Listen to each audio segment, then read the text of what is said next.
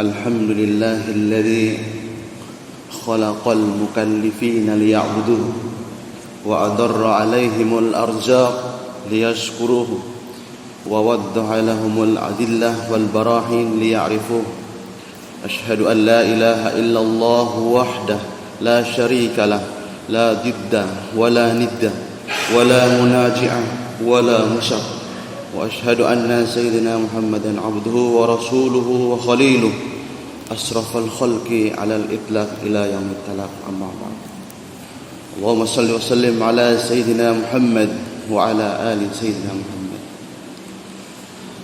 قال الله تعالى في القرآن العظيم: أعوذ بالله من الشيطان الرجيم، بسم الله الرحمن الرحيم. يا أيها الذين آمنوا اتقوا الله حق تقاته ولا تموتن إلا وأنتم مسلمون. قال النبي صلى الله عليه وسلم: خير الناس أنفعهم للناس. صدق الله العظيم، صدق النبي صلى الله عليه wasallam. Ma'asyiral muslimin, jamaah Jumat yang insyaallah sama-sama dirahmati oleh Allah Subhanahu wa taala. Marilah kita senantiasa tiada bosan-bosannya memanjatkan puji syukur kehadirat Allah Subhanahu wa taala yang senantiasa memberikan kita begitu banyak nikmat kepada kita semua. Nikmat iman, nikmat Islam, nikmat umur, nikmat kesempatan, nikmat kesehatan yang tetap kita rasakan sampai detik ini, sehingga kita senantiasa bisa terus meningkatkan keimanan dan ketakwaan kita kepada Allah Subhanahu wa taala. Salawat serta salam kita aturkan kepada baginda Nabi besar Muhammad sallallahu alaihi wasallam, para sahabat, para keluarga beliau, dan para tabi'in, para ulama, para aulia, sholihin, dan para pengikut beliau hingga akhir zaman. Dan mudah-mudahan kita termasuk dari daftar pengikut setia dari baginda Nabi sallallahu alaihi wasallam. Ma'asyiral muslimin, jemaah Jumat yang dimuliakan oleh Allah Subhanahu wa taala. Dalam Islam kita itu dituntut selain kita soleh secara pribadi, maka kita diwajibkan juga soleh secara sosial. Jadi kita, itulah bagusnya agama ini, yaitu tidak hanya memikirkan kesolehan diri kita sendiri, tidak hanya memikirkan bagaimana kebutuhan kita sendiri, tidak hanya memikirkan bagaimana memenuhi kebutuhan keluarga sendiri. Dan ternyata memang kesolehan sosial ini menjadi suatu kewajiban bagi kita semua, agar kita juga memikirkan tetangga-tetangga kita, orang lain yang mungkin mereka tidak bisa sholat di masjid, kemudian tidak bisa belajar agama, tidak bisa memasukkan anaknya ke pondok-pondok pesantren karena mereka tidak memiliki apa-apa. Jangankan mau bayar sekolah, buat makan sehari-hari aja mereka bisa susah. Jadi ini yang merupakan kewajiban sosial bagi kita semua. Apalagi kita yang sudah pada kaya-kaya, banyak uang, beli mobil, ganti-ganti mobil, kemudian meninggikan rumah, mewah-mewahin rumah, kehidupannya mewah, tapi tetangga sebelah makan saja susah. Makanya untuk hidup bertetangga ini ada aturannya dalam Islam. Paling tidak ada 3 hak tetangga yang harus dan wajib kita penuhi. Yang pertama, ma'asyiral muslimin, yang pertama adalah hak untuk dimuliakan. Jadi dalam sabda Nabi sallallahu alaihi wasallam, "Man kana yu'minu billahi wal yaumil akhir falyaqul khairan aw liyasmut. Wa man kana yu'minu billahi wal yaumil akhir falyukrim jarahu. Wa man kana yu'minu billahi wal yaumil akhir falyukrim dhaifahu." Barang siapa yang beriman kepada Allah dan hari akhir, ini sebagai standar kemuliaan, standar keimanan kita kepada Allah Subhanahu wa taala, yaitu kita senantiasa mengatakan berkata-kata yang baik. Kalau tidak ada maka lebih baik diam. Yang pertama. Kemudian siapa yang beriman kepada Allah dan hari akhir, maka dia harus yukrim jarahu, maka dia wajib memuliakan tetangganya. Kemudian siapa yang mengaku beriman kepada Allah dan hari akhir, maka dia harus yukrim doifahu, yaitu memuliakan tamu-tamunya yang datang ke rumahnya. Inilah standar keimanan kepada Allah SWT. Kita berkata-kata yang baik, memuliakan. Bagaimana cara memuliakan tetangga? Banyak hal yang kita lakukan. Kita peduli terhadap keimanan mereka. Kita ngajak mereka ke masjid, kemudian ngajak berbuat kebaikan, kemudian ngajak kerja sosial dan sebagainya. Kemudian kebutuhannya sehari-hari. Kalau seandainya tetangga kita ini tidak punya apa-apa, kewajiban kita lah yang berikan kebutuhan kepada mereka. Apalagi kita yang mampu-mampu ini, kalau seandainya tidak mampu, maka carikan orang yang mampu bisa membahagiakan tetangga kita. Kita muliakan tetangga kita. Kata Nabi SAW dalam hadis yang lain, khairul ashab indallahi khairuhum li sahibihi wa khairul jiran indallahi khairuhum li jarihi. Dalam hadis disebutkan, orang yang paling baik di antara kalian, para sahabat yang paling baik adalah orang yang paling baik terhadap sahabatnya. Kemudian orang yang paling baik terhadap tetangganya, tetangga yang paling baik, kata Nabi SAW, adalah tetangga yang paling baik terhadap tetangganya. Ini hadis sahih riwayat Imam Ahmad. Maksudnya adalah kita jangan sampai hidup sendiri. Jangan sampai kita tidak peduli terhadap tetangga kita. Karena ini standar kebaikan. Yang paling baik di antara kalian adalah selalu memperhatikan tetangganya, mengucapkan salam. Apalagi kebiasaan di perumahan ini, pada mewah-mewahin rumah, kemudian tangga pada tinggi-tinggi, itu disibuk-sibukkan. Kemudian jangankan mau lihat orangnya di dalam, lihat tamannya di depan rumah aja nggak bisa dilihat saking tingginya tangga. Entah dia menutup diri atau gimana, wallahu alam. Boleh saja kita mau bangun rumah mewah, tapi asalkan kita tidak menutup pintu dari tetangga-tetangga kita. Bagi orang-orang kaya, orang-orang yang mampu, itu sudah sewajarnya selalu berbuat baik kepada tetangganya.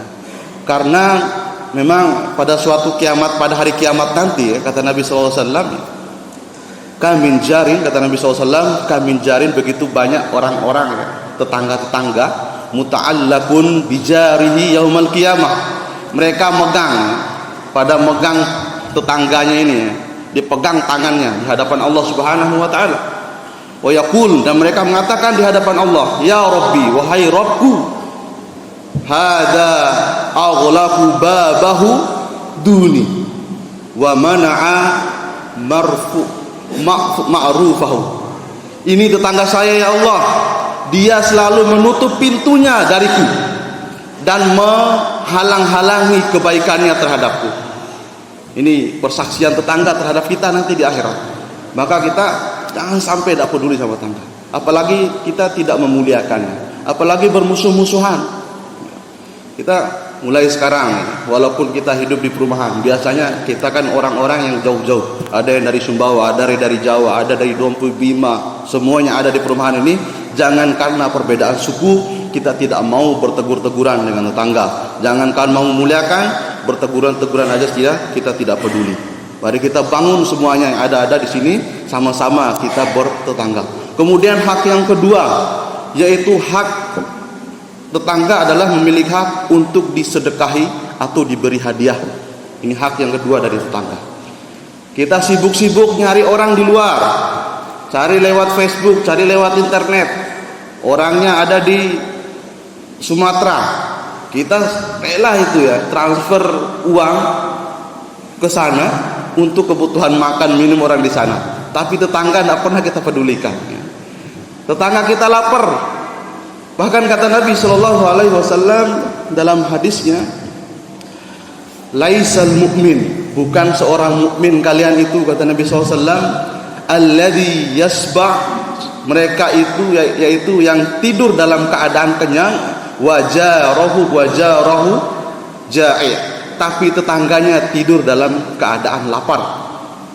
Jadi kalian bukan orang mukmin, walaupun ngaku sebagai orang mukmin, kalian tidur dalam keadaan kenyang, tapi tetangga kalian dalam keadaan lapar. Nah, ini kita perhatikan. Bagaimana seukuran tetangga ini? Dalam hadis dikatakan arba'una buyutin amamah. Arba'u buyutin simal wa yasar. Kemudian al-wara arba'ul baba. Arba'u buyut. 40 rumah ke depan, 40 rumah ke samping kanan, 40 rumah samping kiri, 40 rumah samping belakang. Ini menurut hadis. Hadis dari riwayat-riwayat Aisyah dan para sahabat yang lain. Itu ukuran tetangga, ya. Ukuran tangga yang harus kita perhatikan kehidupannya. Apalagi kita dikasih kelebihan. Jangan sampai tetangga-tetangga yang 40 ini pada nuntut kita nanti di akhirat. Begaya-begaya hidup, ganti mobil. Beli mobil, sudah ada mobil satu, beli mobil yang lain. Tapi tangga jangankan untuk beli mobil, jangankan buat beli motor, jangankan buat beli ini itu, buat makan aja mereka susah. Nah, ini kepedulian sosial namanya. Ini Islam mengajarkan kepada kita, kalian tuh belum beriman, tidur dalam keadaan kenyang, kalian kenyang tiap hari, tapi tetangga dalam keadaan lapar. Dalam keadaan lapar. Ini yang harus kita perhatikan. Bahkan Nabi SAW dalam riwayat yang lain dikatakan, idza sona'ta maraqatan, kalau seandainya kalian masak sop atau sayur-sayuran, fa'aksir ma'aha, maka perbanyaklah kuahnya, kata Nabi SAW. Fanzur ahla baitin min ziranika, maka perhatikan keluarga dari tetangga-tetangga kalian. Fa'asibhum minhu bima'rufin, maka kemudian berikanlah sayur-sayur tersebut, kuah-kuah tersebut kepada mereka. Saking pedulinya Islam kepada tetangga-tetangga ini. Masak sayur disuruh banyak-banyakin kuahnya biar bisa berbagi kepada tetangga. Ini adalah hak-hak tetangga, diberikan hadiah, diberikan sedekah. Aisyah pun mengatakan kepada Nabi, ya Rasulullah, kata Aisyah istri Nabi SAW, Ya Rasulullah, innali jaraini, sungguhnya saya ini punya tetangga punya dua tetangganya Aisyah. Kemudian ila ayyihima uhdi, kepada siapa saya mau kasih hadiah saya ini? Kalau Nabi SAW, ila aqrabihima minki baban, kepada orang yang paling dekat dengan pintu rumah kalian, kata Nabi SAW. Di sini disebutkan uhdi, kepada siapa saya memberikan hadiah ini? Aisyah bertanya kepada Rasulullah, memberi hadiah, ya. Bukan hanya memberi sedekah, memberikan hadiah kepada tetangga. Bahkan Abdullah bin Umar ketika memotong kambing, kemudian dipotong oleh khodimnya atau pembantunya, Abdullah bin Umar bertanya kepadanya, wahai fulan, sudahkah kau memberikan tetangga itu, sudahkah kau memberikan tetangga Yahudi kita? Bahkan kepada tetangga Yahudi pun itu disuruh utamakan oleh Abdullah bin Umar. Sampai teman-temannya itu bingung, kenapa kepada orang Yahudi, kenapa enggak pada orang lain? Karena yang paling dekat dengan rumah kami adalah orang Yahudi. Itu Abdullah bin Umar.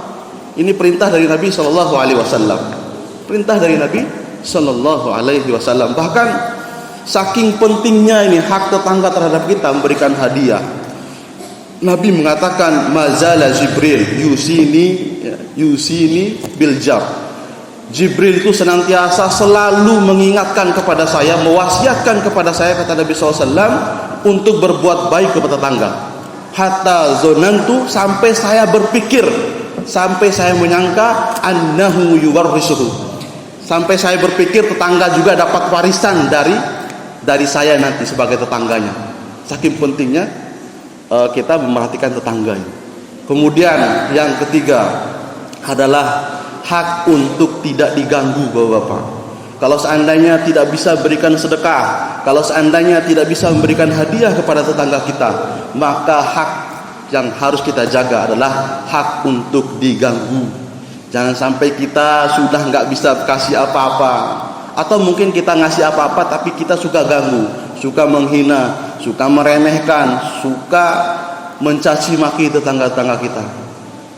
Kata Nabi SAW, la yadkhulul jannah man la ya'manu jaruhu bawa'iqahu.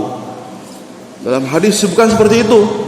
Kalian tidak akan masuk surga, kata Nabi SAW, kalau seandainya kalian itu, kalau tetangga kalian tidak aman dari kejahatan dan atau gangguan dari kalian.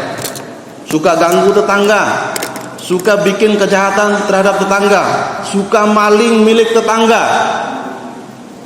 dan segala gangguan-gangguan kejahatan-kejahatan lain, maka kata Nabi, la yadkhulul jannah, kalian tidak akan pernah masuk surga kalau seandainya kalian suka seperti itu. Tetangga merasa terganggu, entah dengan bermusik-musik ria, bunyikan lagu-lagu disco di rumahnya, mengganggu tetangga yang sedang tidur. Ada juga seperti itu ya.